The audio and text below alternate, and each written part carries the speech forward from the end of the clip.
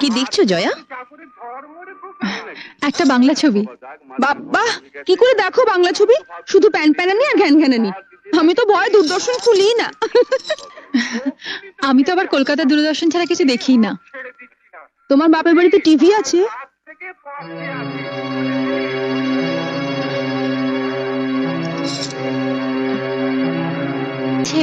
একটা ছোট black and white TV আছে। আসলে আমাদের কেবল কানেকশন নেই তো, তাই ওই কলকাতা দূরদর্শনের প্রোগ্রাম দেখতে দেখতে অভ্যস্ত হয়ে গেছি। এবার অভ্যেসটা বদলাও। ওটা বন্ধ করো আর কেবল টিভি দেখো। এখন আমরাও তো দেখবো। একটা দারুণ হিন্দি ছবি আছে। কি ছবি? হাম আপকে হ্যায় কৌন। ও, ওই ছবিটা তো কয়েকদিন আগেই দেখিয়েছিল, দেখোনি? দেখবো না কেন, দেখেছিলাম। কিন্তু ও ছবি যতবারই দেখো পুরনো হয় না।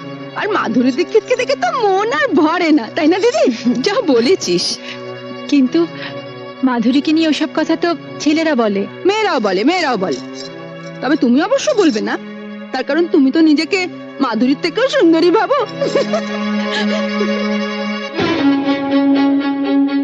আমি ভাবি না মেজদি, তবে আমি জানি আমি কি।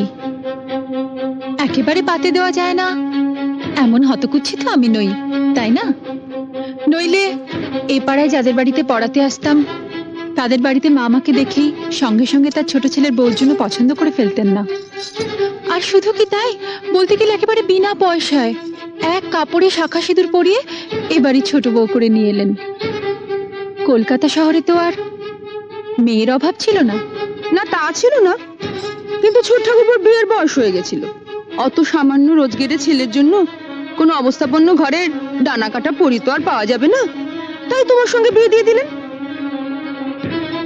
বর্দা মেজদার যখন বিয়ে হয়েছিল তখন তো ওনাদের রোজগার খুব ভালোই ছিল, তাই না? ওনারা কি ডানা কাটা পরি পেয়েছেন? আচ্ছা দিদি, কিছু মনে করো না। তোমাদের দেওরের যদি রোজগার ভালো হতো আর তার যদি বড়লোকের সুন্দরী মেয়ের সঙ্গে বিয়ে হতো, তাহলে তাহলে তোমাদের কি লাভ হতো বলো তো? আমাদের আবার কিসের লাভ? ও মা, তাতে যদি তোমাদের কোনো লাভই না হলো, তাহলে আমি যেমন আমাকে তেমন ভাবে মেনে নিতে তোমাদের অসুবিধে কিসের? আমি তো তোমাদের বাড়া ভাতে ছাই দিতে আসিনি, বা আমি জোর করেও আসিনি। তাহলে আমাকে নিয়ে তোমাদের এত গায়ের জ্বালা কেন?